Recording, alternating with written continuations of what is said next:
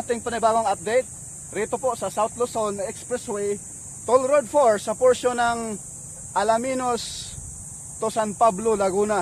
Ito mga kabayan, no? First lane dito sa mismong Alaminos to San Pablo interchange ay ngayon po ay mahaba na rin po ang nalalatagan ng concrete cement. Masisilayan natin ito mga kabayan, no? Ayan. Hanggang doon na po yan sa kanto ng papuntang Lipa City, Batangas, no? Pero dyan pa, yung may tulay dyan sa unahan, hanggang dyan pa po yung nalatagan ng concrete cement. Dito po sa South Luzon Expressway, Toll Road 4. Naway samahan nyo po si Porca Studio sa ating panibagong vlog, panibagong update rito po sa Alaminos, Laguna. Sa arang Huwebes, no? May 30, 2024. Let's go!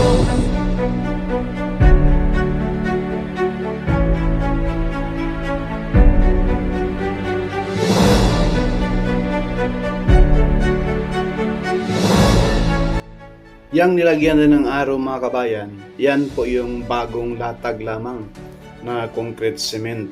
Nakatawid na po yan sa Maharlika Highway. Ayang Maharlika Highway na sa baba natin, no? Ayan. Yung kaharap sa ating kamera, bandang kaliwa po, yan na po yung papuntang Santo Tomas, Batangas, paluwas ng Maynila. At itong pakanan, sa ilalim ng tulay na yan, papuntang Alaminos Bayan, papuntang San Pablo at Quezon, at papunta na po ng Mindanao. So doon sa dulo mga bayan, ayan po, sa pangalawang tulay, may dalawang block pa, may dalawang lane pa na lalatagan pa po ng concrete cement.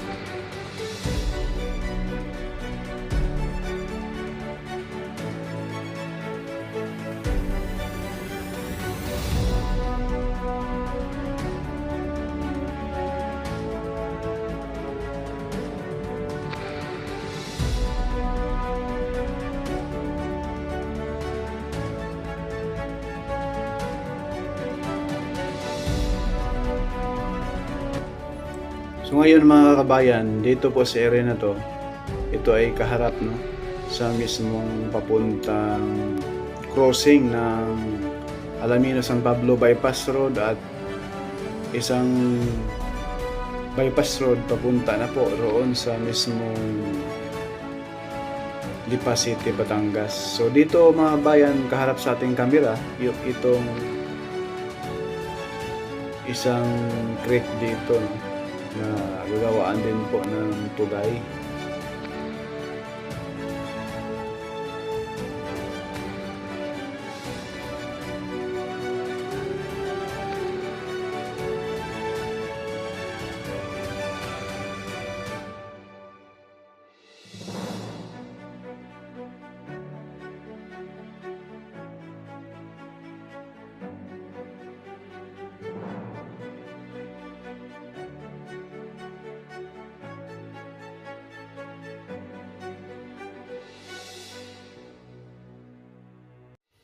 Dito sa area ito mga kabayan, posibleng ito na po ang isusunod paglatag ng concrete cement.